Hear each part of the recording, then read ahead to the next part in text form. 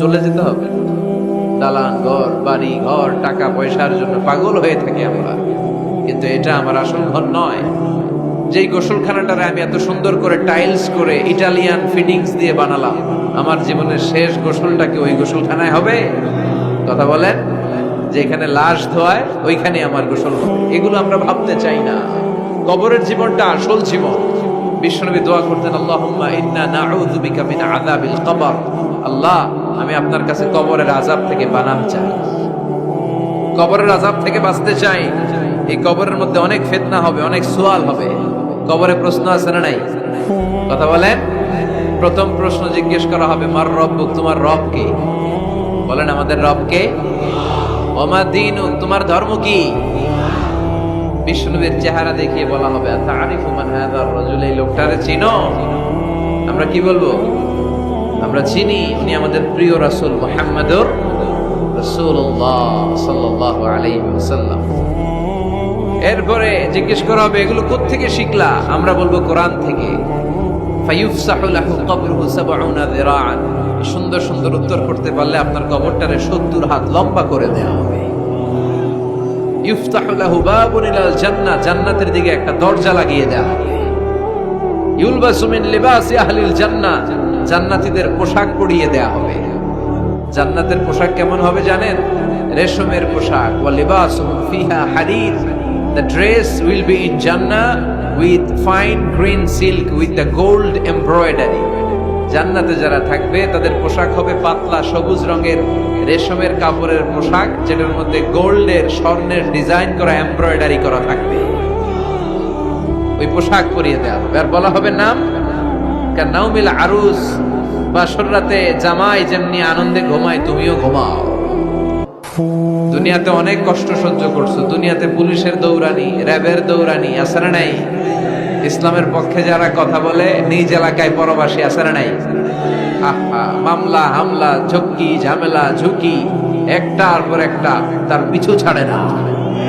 সে ঘুমাইতেও পারে নাই, চিল্লায় বলেন ঠিক কিনা? আনন্দের ঘুম আমরা সেদিন দেব ইনশাল্লাহ। ঘুমের না নাম কানাউমিল আরুস, বাসর রাতে বর যেমনি কনেকে নিয়ে ঘুমায় ঘুমাও। দুনিয়াতে ঘুমাইতে পারো না, দুনিয়াতে খালি দৌড়াইছো। কি করছো? দৌড়ানির উপরে ছিল। আজকে দৌড়ানি নাই, আজকে দৌড়ানি হবে ওই দলে। কথা কন। যারা ইসলামের পক্ষে ছিল না, আজীবন ইসলামের বাঁশ দিয়েছে, আজকে ওদেরকে বাঁশ দেওয়ার পালা। সেদিন হিসেব উল্টে যাবে। কথা বলেন। এবার ওদেরকে প্রশ্ন করা হবে, তুই ক আমার রব্বু? কয় আমি জানি না। কি জানোস? কয় কিছুই জানি না। কি যে জানি না ওইটাও জানি না। দ্বিতীয় প্রশ্ন, ওয়ামা দীনুক, তোর ধর্মের নাম কি? কয় জানি না। ফেরেশতারা কয় আর প্রশ্ন বাকি একটা, তারপরে আমগো খেলা শুরু। ওমান হাযার রাজুল, do you know this person? দেখো তো এই লোকটার চিনা চিনা লাগে কিনা। কয় না, চিনি না, আমি কিচ্ছু জানি না, আমি কিচ্ছু মনে করতে পারছি না। খালি আমি মদ খাইতাম আর চিয়ার্স করতাম, এটা মনে আছে। আমি ইসলামের বিরুদ্ধে দৌড়াতাম, ইসলামের পক্ষের শক্তির উপর হামলা চালাতাম, এগুলো মনে আছে। কোরআনের বিরুদ্ধে ছিলাম, ইসলামের বিরুদ্ধে ছিলাম, বিশ্বনবীর বিরুদ্ধে ছিলাম।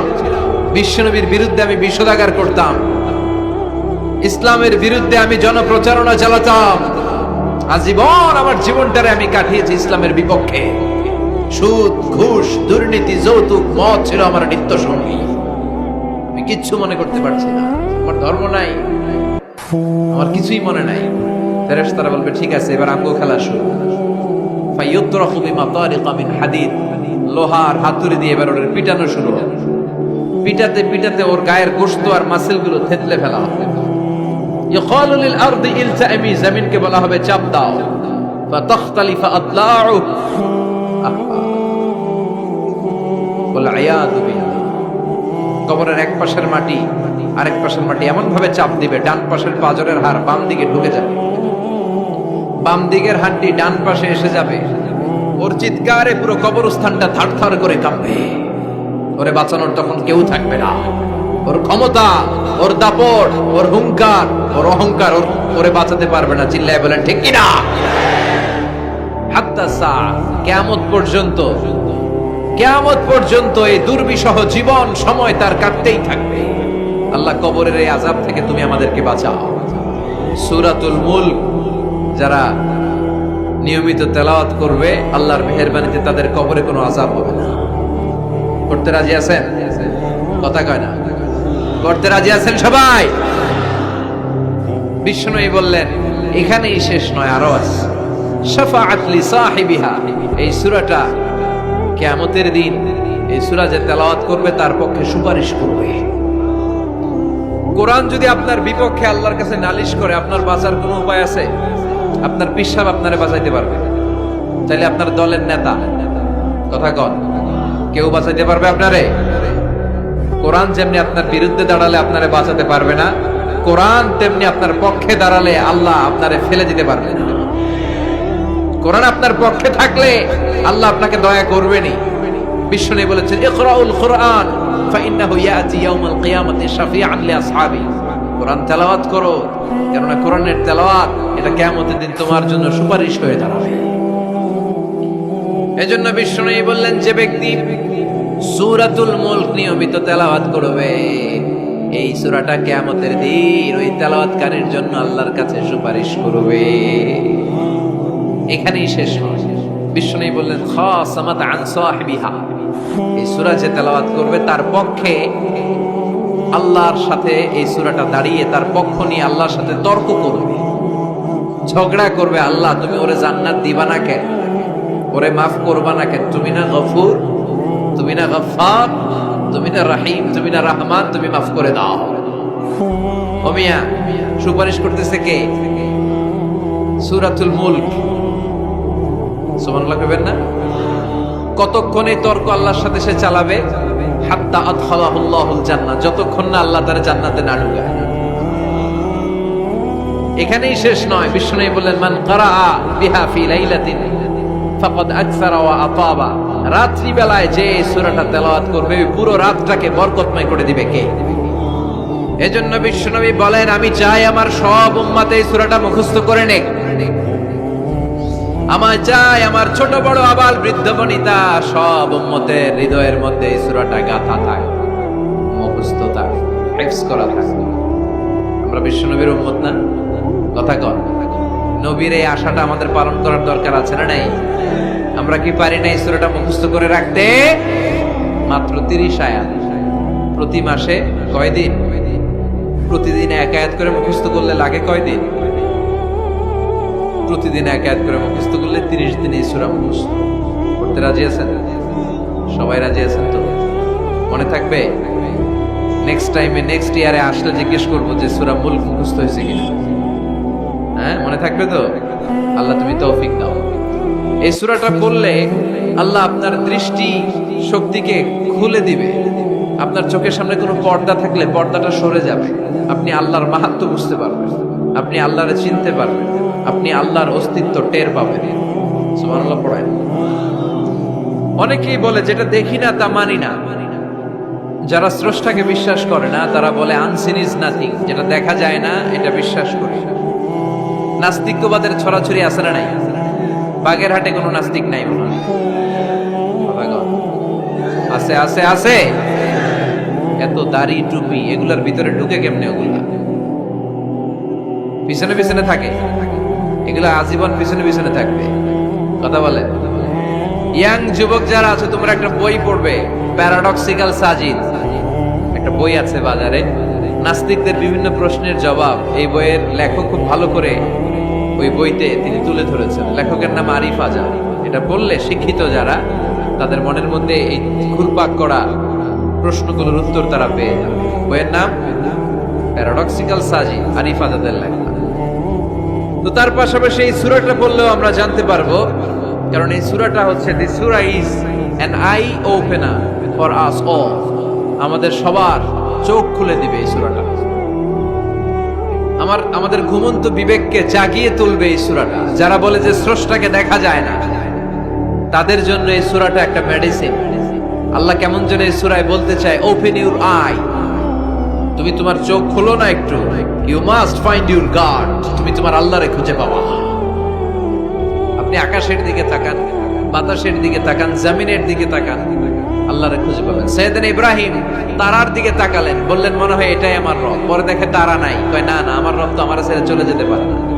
সাইয়েদনা ইব্রাহিম চাঁদ দেখলেন, পূর্ণিমার চাঁদ দেখে ভাবলেন তাহলে এটা তো তারার চেয়েও বড়, মনে হয় এটা আমার রব। পরে দেখলেন চাঁদও নাই। সাইয়েদনা ইব্রাহিম কয় আমিও আপনার লগে নাই। এরপরে সূর্য উঠলো, গগন বিদারী সূর্য পুরো জমিনটারে আলোকিত করে ফেললো। উনি বললেন হাদা আকবার, সূর্য অনেক বড়, তাহলে এটা আমার রব। পরে বিকেল বেলা যখন সূর্য ডুবে যায়, সাইয়েদনা ইব্রাহিম কয় না, আমার রব তো আমার ছেড়ে কোথাও চলে যেতে পারে। তখন তিনি চিন্তা গবেষণার মধ্য দিয়ে মহাসত্যের খোঁজ পেলেন। সুবহানাল্লাহ পড়েন। মহাসত্য হচ্ছেন একজন, চিৎকার করে বলতে হবে তিনি কে? সে আল্লাহ বলে গোলাম, আমার অস্তিত্ব অনুভব করার জন্য তোমাকে ডজন ডজন বই পড়া লাগবে না, ডক্টরের ডিগ্রি লাগবে না। তুমি আমার সৃষ্টি করা এ বসুন্ধরার দিকে তাকাও, এই গাছপালা নেয়ামত রাজির দিকে নজর বুলিয়ে তাকাও। তুমি সাগর দেখো, তুমি পাহাড় দেখো, তুমি ঝর্ণা দেখো, ঝর্ণার কলকলো আওয়াজের ভেতরে আমি আল্লাহরে খুঁজে পাবা। কথা কর, ঝর্ণা দেখছেন কেউ কোনোদিন? বাগেরহাটে আছে? কোথায় যেয়ে দেখছেন? সিলেটে, হিমছড়িতে। আহা, ঝর্ণার সামনে দাঁড়ালে বোঝাই যায় একজন এটাকে নিয়ন্ত্রণ করছে, একজন আছে, একজন থাকা লাগবে, একজন থাকা চাই, যাকে ছাড়া মহাবিশ্ব এত সুন্দরভাবে চলতে পারে না। সাগরের দিকে তাকান। কক্সবাজারে গেছেন আপনারা? আহা, কি ক্ষুদ্র আমি, কি তুচ্ছ আমি, কি নগণ্য আমি। যখন আমার অলমোস্ট প্রতি সপ্তাহে কক্সবাজারে ফ্লাইট থাকে, আমার কক্সবাজারে অনেক প্রোগ্রাম থাকলে আমি বিকেলে আগে সাগরের সামনে চলে যাই, নিজে যে কত ছোট এটা দেখার জন্য। বঙ্গোপসাগরের সামনে দাঁড়ালে আয়রে নিজের কি ইয়াতিম লাগে, কি ছোট্ট আমি, কি সাগরের তর্জন। হিমছড়িতে যখন যাই, সিলেটের মাধবকুণ্ডে যখন যাই, মালয়েশিয়াতে মাঝে মাঝে যাই, ক্যামেরন হাইল্যান্ডে কিছু ওয়াটারফল আছে। আল্লাহু আকবার, এই ঝর্ণার আওয়াজের মধ্যে মনে হয় যেন আল্লাহর জিকির শোনা যায়, ঠিক কিনা? ঝর্ণা ঝর্ণা ঝর্ণা রে, বলনা বলনা বলনা রে, কার বিরহে পাগল পড়া তুই, কার মিলনে ফুল ফসলে ভরার তোর দুকুল বই, কার মিলনে ফুল ফসলে ভরার তোর দুকুল বই। ঝর্ণা ঝর্ণা ঝর্ণা রে, বলনা বলনা বলনা রে, কার বিরহে পাগল পড়া তুই। সুবহানাল্লাহ পড়েন। ঝর্ণার দিকে তাকালে, আকাশের দিকে তাকালে, বাতাসের দিকে তাকালে আকাশের রব আল্লাহর অস্তিত্ব সেখানে আছে না নাই? চিল্লায় বলেন আছে না নাই? এই জন্য নাস্তিকদের যুক্তিগুলো খোড়া যুক্তি। তারা বলে আনসিন ইজ নাথিং, যেটা দেখি না ওইটা মানি না। এরকম কিছু গাধা আছে না নাই? হাদারাম, উল্লুক্কা পাঠা, যেটা দেখি না ওইটা মানি না। আচ্ছা বলেন তো, আমরা কোনোদিন আমেরিকা দেখছি সরাসরি? কথা কয় না। টিভিতে দেখছি, বইতে দেখছি আমেরিকার ছবি, কিন্তু সরাসরি এটা আমেরিকা দেখছি? তাই বলে আমরা আমেরিকা মানি না? কথা বলেন। নাস্তিক যারা কথা বলে এরা বাতাস দেখতে পায়? উত্তর দেন, বাতাস দেখা যায়? তো নাস্তিকের যারা দল, নাস্তিকের গোষ্ঠী, ওরা কি বাতাসকে মানে না? Why do you believe on that? Why do you believe on air in the atmosphere? বায়ুমণ্ডলে যে বাতাস আছে এটা কেন মানো? বাতাস তো দেখো। কে কারো যখন মাইগ্রেনের পেইন হয় মাথায়, আমার প্রচন্ড ব্যথা, আপনারা কি দেখতে পাচ্ছেন ব্যথাটা? কিন্তু মাথায় যে ব্যথা হয় এটা আপনারা মানেন না, নাস্তিকেরা মানে না। তাহলে ওদের যুক্তির কোনো গ্রাউন্ড আছে? কোনো গ্রাউন্ড না। যেটা দেখা যায় না এটা নাকি ওরা বিশ্বাস করে। আল্লাহ বলেন সৃষ্টির দিকে তাকা, নজর করে দেখ, আমি আল্লাহর নিদর্শন আছে। সুবহানাল্লাহ পড়েন। নাস্তিকদের কিভাবে আপনি বুঝাবেন? একটা ঘটনা বললে চমৎকার বুঝতে পারবেন। কুফা নগরীতে এক নাস্তিক ছিল, সে এরকম বলতো, যেটা দেখি না ওইটা মানি না। সবাই বলে আমাদের একজন ইমাম আছে, ওনার নাম নু'মান ইবনু সাবিত, উনি তোমারে দেখায় ছাড়বে আল্লাহরে। সে বলে যাই, তাহলে ডাকো তো, তার সাথে আমি তর্ক করব। অ্যাপয়েন্টমেন্ট দেয়া হলো জুমার পরে ঠিক ভর দুপুরে 2টায়। নু'মান ইবনু সাবিত ওনার আসল নাম, ওনার লকব হচ্ছে আবু হানিফা। ইমাম আবু হানিফারা ছিলেন না? ইমাম আল আ'যাম। উনি আল্লাহর পক্ষে নাস্তিকের সাথে লড়বেন, আর নাস্তিক আল্লাহর বিপক্ষে লড়বে। সময় দেয়া হয়েছে জুমার সালাতের পর ভর দুপুরে 2টা। ঠিক সময় নাস্তিক এসেছে, হাজার হাজার মানুষ এসেছে, আসে নাই ইমাম আবু হানিফা। নাস্তিক তো রেগে মেগে আগুন, আমার সময় দিয়ে উনি আসে নাই কেন? আসে না কেন? আধা ঘন্টা, 1 ঘন্টা, 1.5 ঘন্টা চলে যায়, আসে না। প্রায় 2 ঘন্টা পরে ইমাম আবু হানিফা দৌড়ে দৌড়ে আসলেন। নাস্তিক বলে, আপনার তো সময়ের কোনো জ্ঞানই নাই, আপনার সাথে কোনো তর্ক চলবে না। ইমাম আবু হানিফা বললেন, ইনদি উযর, আই হ্যাভ অ্যান এক্সকিউজ, আমার একটা এক্সকিউজ আছে। কি এক্সকিউজ? সাইয়েদনা ইমাম আবু হানিফা বললেন, আমি যখন ঘর থেকে বের হই, এই পথে আসার সময় আমাকে একটা নদী পার হতে হয়। কি পার হতে হয়? আজকে যে দেখি নদীর সামনে কোনো নৌকা নাই, মানুষ নাই, কেউ নাই, কেউ। হঠাৎ দেখলাম নদীর পাশে বিশাল একটা বড় গাছ। গাছটা এমনি এমনি 2 ভাগ হয়ে গেল। গাছ থেকে এমনি এমনি কাঠ আর তক্তা বের হয়ে গেল। তক্তাগুলো এমনি এমনি জোড়া লেগে নৌকা হয়ে গেল।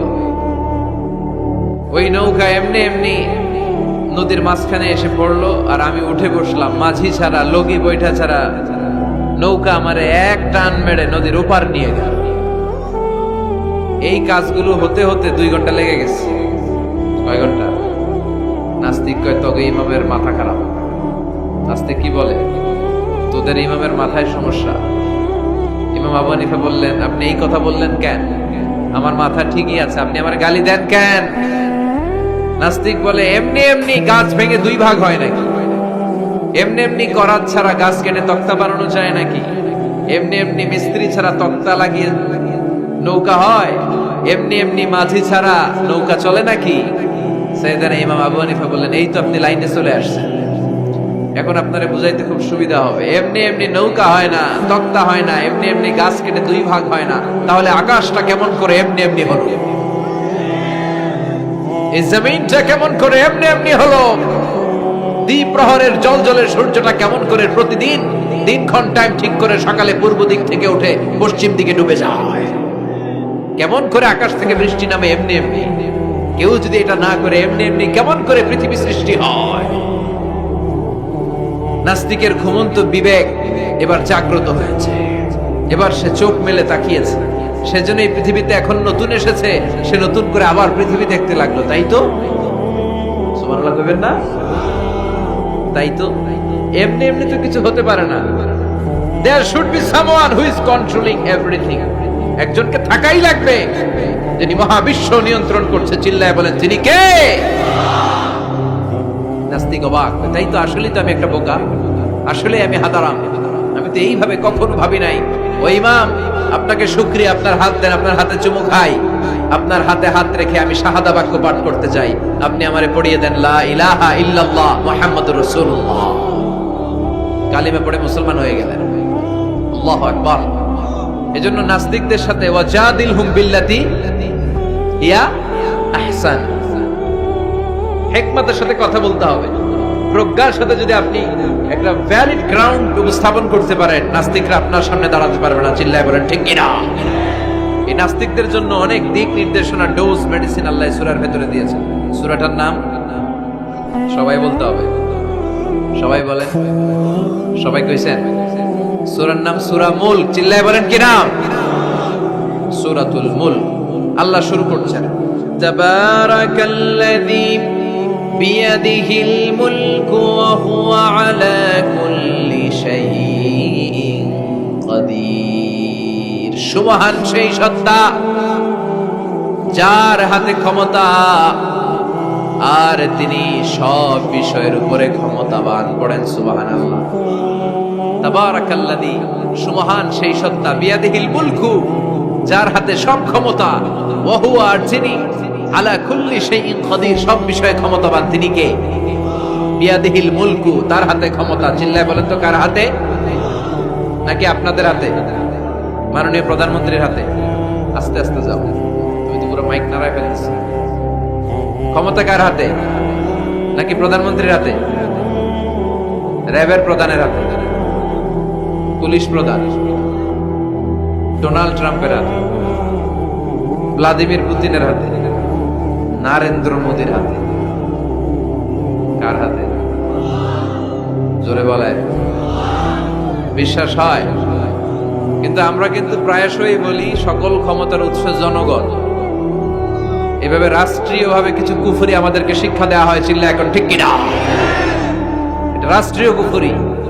সকল ক্ষমতার উৎস জনগণ নয়, সকল ক্ষমতার উৎস একজন, চিল্লায় বলেন তিনি কে? আপনি নিজের একটু নিজের জিজ্ঞেস করেন তো যে আপনার ক্যাপাসিটি কতটুকু? আমার ক্যাপাসিটি আসলে কতটুকু? আমি আসলে কতদূর করতে পারি, কতদূর ক্ষমতা আমার আছে? একটু জিজ্ঞেস করে দেখ। ডায়রিয়া যাদের হয় 5 বার 7 বার 10 বার যদি টয়লেটে যাওয়া লাগে, ওর চেহারার দিকে আর তাকানো যায়? নিজেকে দিয়ে ভাবেন, যেদিন আপনার পেট মোচড় দিয়ে ডায়রিয়া হয়েছে, 7 বার 8 বার ইমোটিল ট্যাবলেট খাওয়ার পরে, স্যালাইন খাওয়ার পরেও ভালো হচ্ছে না, 10 বার 12 বার যেতে যেতে চেহারাটা সাদা হয়ে যাচ্ছে, গায়ে কোনো শক্তি নাই, এরপরে 3-4 জন কাঁধে করে টয়লেটে ঢুকায়, আছে না নাই? 10 বার 12 বার টয়লেটে গেলে আর কোনো শক্তি নাই, কই আই মরে যাইও, আই আর হাইতার না রে, মাফ করি দে, এরকম হয় না? তখন ভয় লাগে, মনে হয় যে আমি আসলেই মরে যাবো, সবার কাছে বিদায় নেয়, আমারে মাফ করে দাও, আমি হয়তো বাঁচবো না। কত লিমিটেড পাওয়ার আমাদের, কত দুর্বল। 5 বার টয়লেটে গেলে চেহারার দিকে তাকানো যায় না, চেহারা ভেস্কি মেরে থাকে এমনি। সে নাকি ক্ষমতার মালিক। আল্লাহ বলেন ওয়া খুলিকাল ইনসানু দাঈফা, তোদেরকে আমি দুর্বল করে বানিয়েছি। শুধু আমরাই দুর্বল না, আমি দুর্বল, আমার বাপ দুর্বল, আমার দাদা দুর্বল, আমার 14 গোষ্ঠী দুর্বল। আমরা দুর্বলের ঘরের দুর্বল। সবল হচ্ছে একজন, যিনি কে? এজন্য সকল ক্ষমতার উৎস কোন দৃষ্টিতে, কোন যুক্তিতেই টিকে না যে সকল ক্ষমতার উৎস নাকি মানুষ। এই কথাটা যুক্তির আলোকে টিকে? সকল ক্ষমতার উৎস কে?